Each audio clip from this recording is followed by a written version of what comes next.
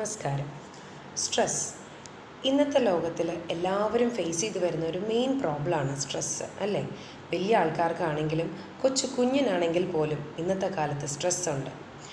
ഇന്ന് ഞാൻ ഈ ടോപ്പിക്ക് ചൂസ് ചെയ്യാനുള്ള കാരണം, ദിസ് മന്ത് ഏപ്രിൽ എന്ന് പറയുന്ന ഈ മാസം വേൾഡ് സ്ട്രെസ് അവയർനെസ് മന്ത് ആയിട്ടാണ് നമ്മൾ ഒബ്സർവ് ചെയ്യുന്നത്. അതുകൊണ്ടാണ് ഞാനിന്ന് സ്ട്രെസ്സിനെ കുറിച്ച് സംസാരിക്കാൻ പോകുന്നത്. ആദ്യം നമ്മൾ സ്ട്രെസ് എന്താണെന്ന് അറിയണമെങ്കിൽ സ്ട്രെസ്സിൻ്റെ സൈൻസ് ആൻഡ് സിംറ്റംസ് എന്തൊക്കെയാണെന്ന് അറിയണം. നമ്മളിൽ ഓരോരുത്തർക്കും സ്ട്രെസ് ഉണ്ടോ എന്ന് നമ്മൾ സ്വയം ആദ്യം മനസ്സിലാക്കണം. അതിന് വേണ്ടിയിട്ട് ആദ്യം സൈൻസ് ആൻഡ് സിംറ്റംസ് ഓഫ് സ്ട്രെസ്സാണ് ഞാൻ പറയുന്നത്.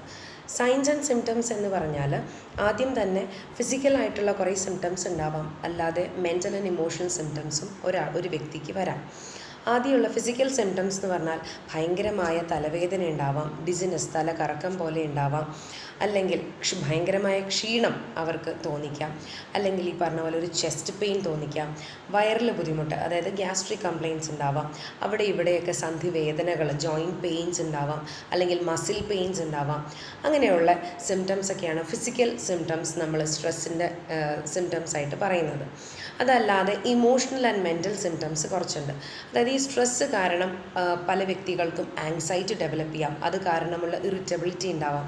ആങ്സൈറ്റി കൂടുതലായി നിൽക്കുന്ന ആൾക്കാർക്ക് ചിലപ്പോൾ പാനിക് അറ്റാക്സ് ഉണ്ടാവാം. ഇനി വേറൊരു വിഭാഗം ആൾക്കാർക്ക് ഇതൊന്നും അല്ലാതെ ഒരു വിഷാദ രീതിയിലോ അല്ലെങ്കിൽ ഒരു സാഡ്നെസ്സോ ഒരു ഡിപ്രഷനോ ആയിരിക്കാം അവർ എക്സ്പ്രസ് ചെയ്യുന്നത്. ഇതൊക്കെയാണ് generally signs and symptoms of stress എന്ന് നമ്മൾ പറയുന്നത്.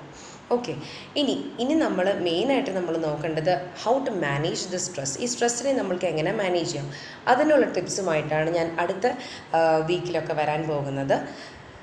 I am doctor Vineetha Sreekumar, homeopathic physician.